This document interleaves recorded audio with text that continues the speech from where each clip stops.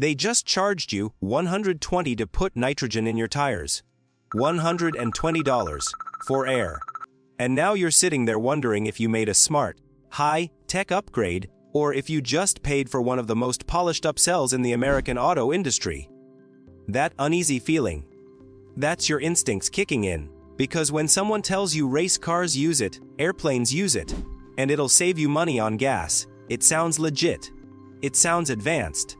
It sounds like you're being proactive, but when you slow down and run the numbers, the story changes fast. Let's break this down the right way, no hype, no fear tactics, just facts. First, understand what nitrogen in tires actually is. The air we breathe in the US is already about 78% nitrogen. When a tire shop sells you pure nitrogen, they're increasing that percentage to around 93–95%. That's it. You're not getting some space-age formula. You're paying to remove most of the oxygen and trace gases. The big selling point is that nitrogen molecules are slightly larger than oxygen molecules, so they leak through rubber more slowly. Technically true. Shop tested. Proven in controlled environments. But here's the key: the difference is small. Over the course of a full year, regular air tires might lose about 3 to 4 psi. Nitrogen-filled tires might lose about 2 to 3 psi. That's roughly a 1 psi difference over 12 months. 1 psi. For perspective, your tire pressure can change by about 1 psi for every 10-degree drop in temperature. So one cold front moving across the Midwest can cancel out the entire yearly advantage of nitrogen overnight. That's not opinion. That's physics. Now let's talk about fuel savings, because this is where the pitch gets persuasive. The EPA estimates that for every 1 psi your tires are underinflated, your fuel economy drops around 0%. Sounds meaningful, right? But let's run the math like adults. Say you drive 15,000 miles a year. Your car gets 30 miles per gallon. Gas averages $4 a gallon. That's about $2,000 a year in fuel. If nitrogen keeps you 1 psi closer to ideal pressure all year, you might save around $6 annually. $6. You paid $120. It would take about 20 years to break even, and that's assuming perfect consistency every single year.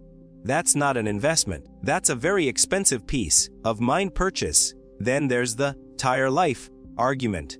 Some shops claim regular air contains moisture, and moisture causes internal tire rot. That word rot is designed to trigger fear.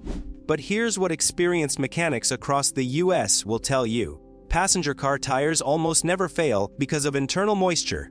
They wear out because the tread hits 2032 of an inch. They crack from UV exposure. They age from heat cycles on hot highways in states like Texas, Arizona, and Florida. Most service shop air compressors already have moisture separators built in. The air going into your tire isn't saturated with water.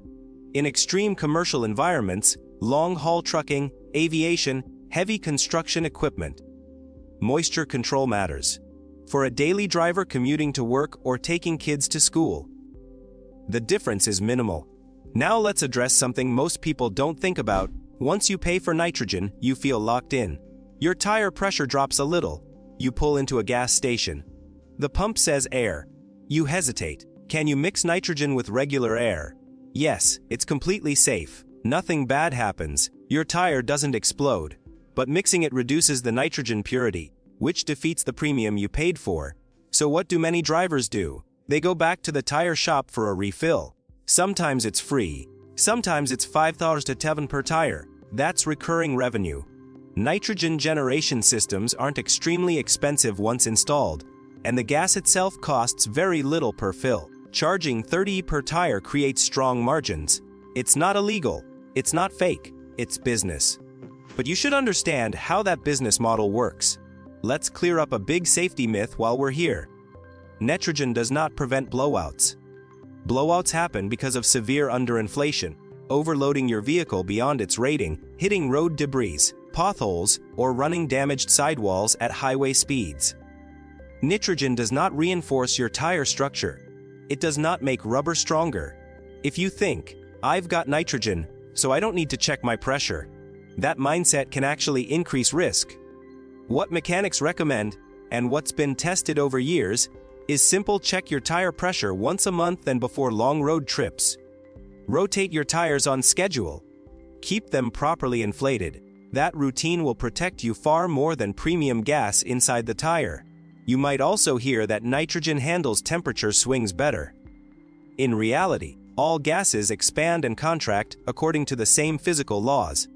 The difference in expansion between high-purity nitrogen and compressed air in a standard passenger vehicle is negligible. What really matters in the US, where we deal with freezing winters in the north and scorching summers in the south, is adjusting tire pressure seasonally. That's the expert trick most seasoned techs rely on, not premium fills. Now, to be fair, nitrogen absolutely has a place. In professional racing, where fractions of a PSI can affect lap times at 1/50th miles per hour, consistency matters. In aviation, where tires experience extreme temperature swings during takeoff and landing, stability matters. In heavy industrial equipment running long hours under extreme loads, moisture reduction matters. In those environments, nitrogen makes sense. For the average American driver commuting on I-95 or cruising down Route 66, the measurable advantage is small, so here's the straight American verdict. Nitrogen works. It does slow pressure loss slightly. It is drier. It is marginally more stable in extreme conditions. But for everyday passenger vehicles, paying $120 upfront rarely makes financial sense. You gained maybe 1 to 2 PSI advantage over a year. You might save a few bucks in fuel. That's the scale of the benefit, if you already paid for nitrogen. Don't beat yourself up. You didn't hurt your car. You weren't sold snake oil. But you likely paid premium pricing for a very small upgrade. The smarter move going forward is simple and mechanic. Buy a quality digital tire pressure gauge for about $20. Check your pressure monthly. Use free air when needed. Rotate tires as recommended in your owner's manual. Those habits will save you more money and extend your tire life more effectively than paying for higher nitrogen purity. The real upgrade isn't what's inside your tires. It's understanding the numbers before you open your wallet. Once you see the math clearly, the sales pressure loses its power.